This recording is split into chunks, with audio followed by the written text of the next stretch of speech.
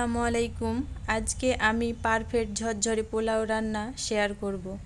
যদিও সময় কমের কারণে গরম অবস্থায় পরিবেশন করতে হয়েছে, তবুও দেখুন কি সুন্দর সিদ্ধ ও ঝরঝরে হয়েছে। চলুন শুরু করা যাক।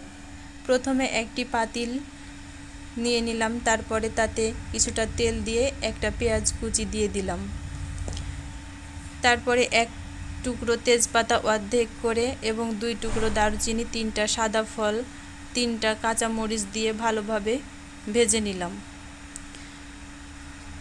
তারপরে হাফ চা চামচ জিরা বাটা, হাফ চা চামচ রসুন বাটা, হাফ চা চামচ আদা বাটা দিয়ে ভালোভাবে ভেজে নিব। তারপরে ধুয়ে রাখা চালটা দিয়ে দিলাম, উপর দিয়ে চীনাবাদাম ও মটরশুঁটি দিয়ে দিলাম। এখন চালটাকে প্রায় 3 মিনিট মতো ভালোভাবে নেড়েচেড়ে ভেজে নিব।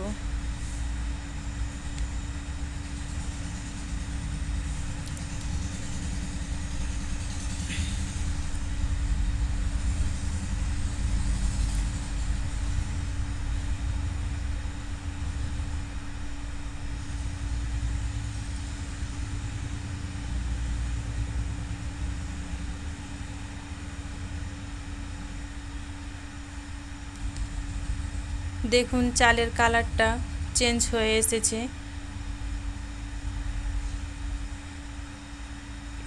এবার ভাজা শেষ হলে তাতে গরম পানি, 2 কাপ চালের জন্য আমি এখানে 4 কাপ পানি গরম করে রেখেছিলাম, সেটা দিয়ে দিলাম এবং ভালোভাবে মিশিয়ে নিলাম। এখন উপর দিয়ে কিছুটা গাজর কুচি ছড়িয়ে দিলাম।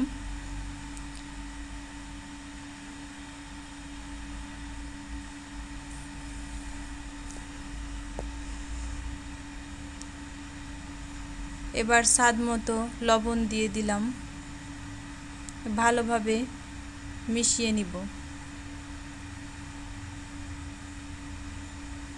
এবার ঢাকা দিয়ে ঢেকে দিলাম প্রায় 5 মিনিট মতো।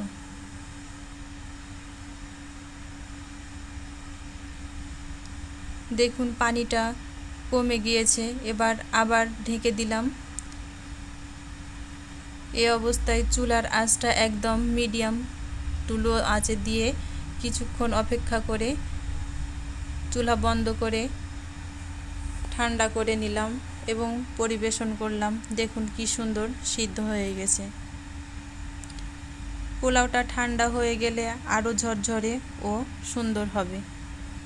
ভালো লাগলে অবশ্যই ট্রাই করে দেখবেন। আসসালামু আলাইকুম।